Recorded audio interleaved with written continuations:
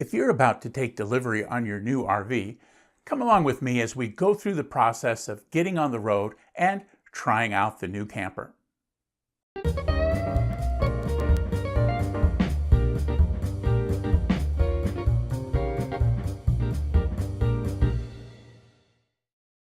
An RV, whether new or new to you, is a big investment.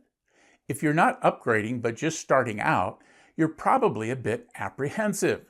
In this video, you can follow me along with taking delivery of a new Class C motorhome and launching out on a short test run camping trip to test out the various systems and to figure out what we don't know and what we should have planned for. The title of this video is RV Shakedown Trip. In this case, the term shakedown is used in a nautical sense, as when a ship undergoes a shakedown cruise when either new or coming out of a major refitting. Your new RV has a lot in common with such a ship. It's got all the systems and there's been some testing, but ultimately how it performs for the crew is up to the crew to test out. In this case, we'll blend in some video from our pre-delivery walkthrough, driveway checks, and a short two-night excursion to a local county park, offering nice views and improved sites with electricity and water with shared trailer dump stations. Let's get started. Our pre-delivery walkthrough was pretty thorough and took longer than I expected. Give yourself plenty of time. Also, come up with a list of questions you want answers to. I asked the service technician if he minded my videotaping some of the demos so I could go back and review all the info that he provided. You don't need a great camera. Your smartphone will probably do nicely. I have a more detailed walkthrough video I think you'll find useful that I'll link in the video description below.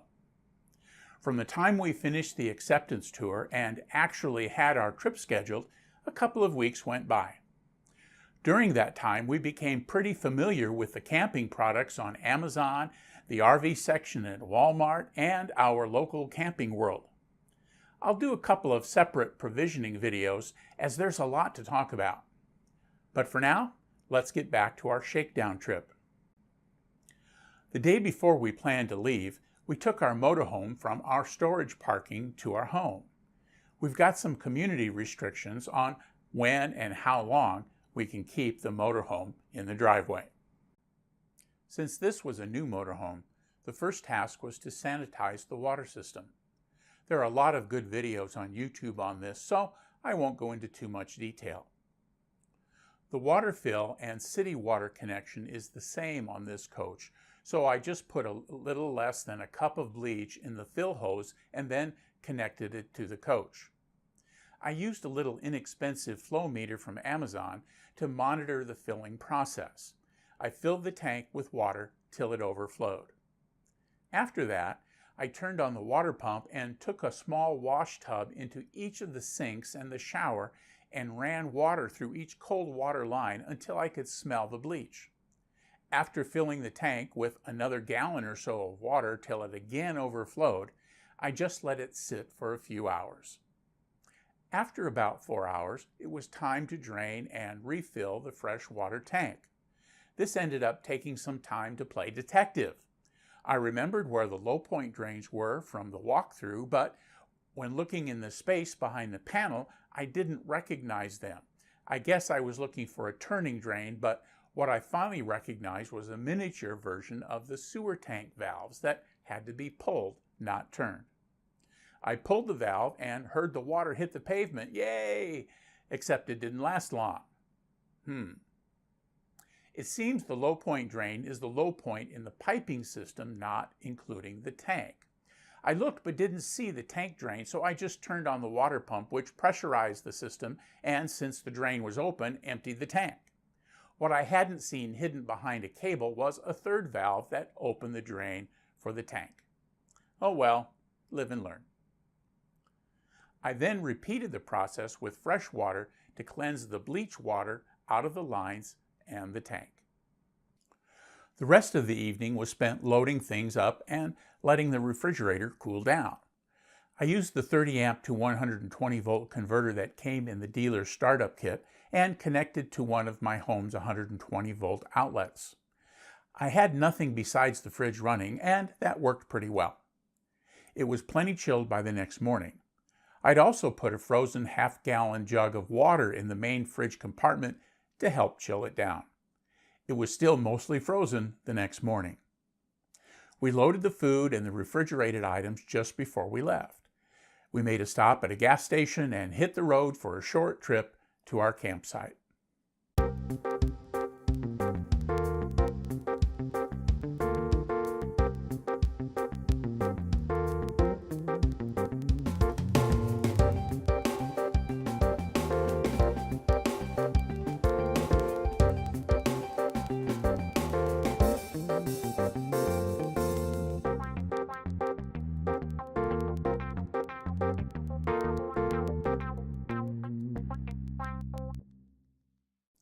We arrived a little early, so we spent some time at the park's Discovery Center that was close to the campsites. So up in the parking lot of the Discovery Center, this is where we'll be spending the next couple of days,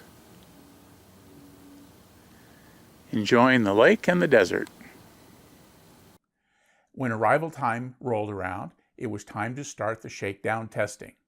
First task was backing in and leveling. Lots of experienced RVers have recommended walkie-talkies so you don't start your adventure yelling at each other. That seemed like a good idea, and that's what we did.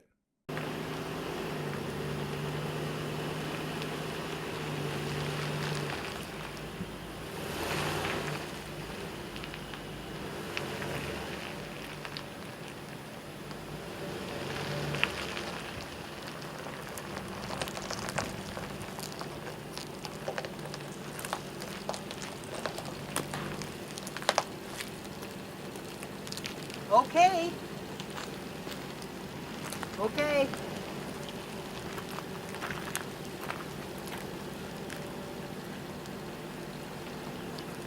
First task completed successfully. Next, it was time to connect the services. As you'll see, that worked pretty smoothly too. Here you can see I have my surge suppressor plugged in. I turned the circuit breaker off before I plugged it in.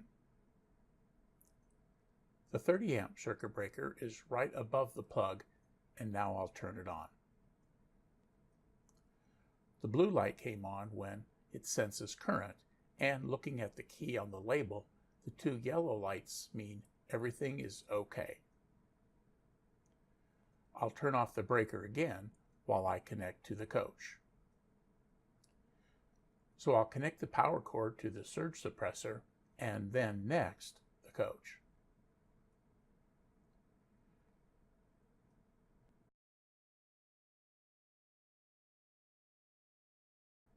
I'll turn the plug a few degrees to lock into the socket and tighten the ring to help make it water resistant.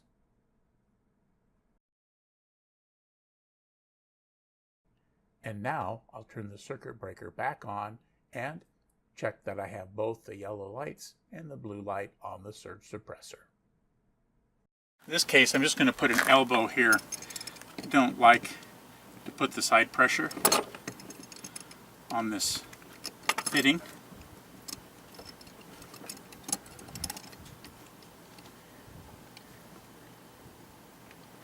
I've got my selector level to city water, which means now I can move this over and close and lock my panel.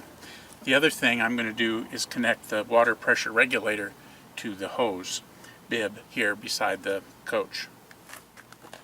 So I've got my water pressure regulator here, and I just put a hose bib pressure gauge on it, running at about 60 pounds, which is probably okay, but there's nothing that says it won't change during the course of the day. So I've got my water pressure regulator on here, the elbow on there. Now I'll just hook the hose up between the two of them.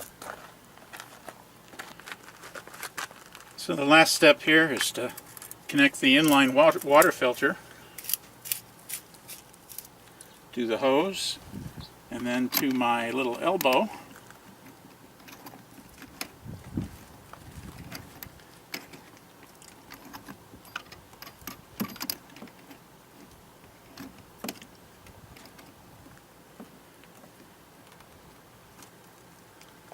And now filtered water in the coach.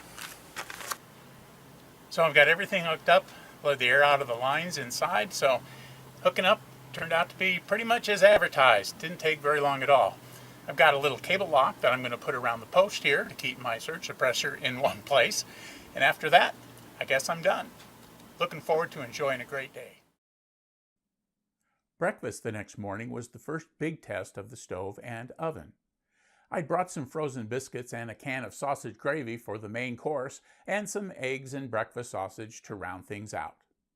The oven turned on just like it was supposed to, and while it was heating up, I put a stovetop percolator on the stove for coffee. The biscuits took a few minutes longer than they do at home, and the breakfast sausages also took a few seconds longer in the microwave. Everything got done about the same time and was pretty good, though I'm sure that the breakfast view had something to do with that. The rest of the day was filled with some walks around the campsite and just hanging out.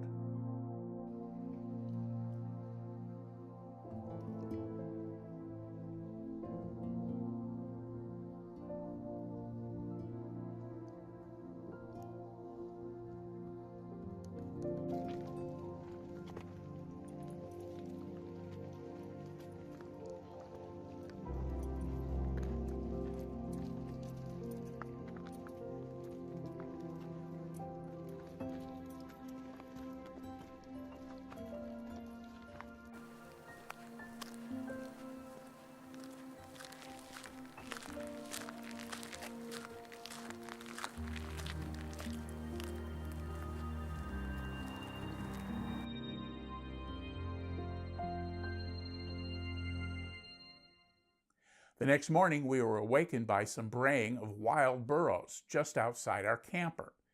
I think I like chickens better. They were really loud. We worked our way through our departure checklist and got everything disconnected and buttoned up pretty easily. The dump station activities were uneventful, and we arrived home pretty proud of ourselves for suffering no significant failures. If you're still hanging with me, here are a couple of takeaways for a successful shakedown trip. 1. Review your dealer walkthrough videos to remind yourself of how things work. 2. View some good videos on YouTube on RV basics. 3.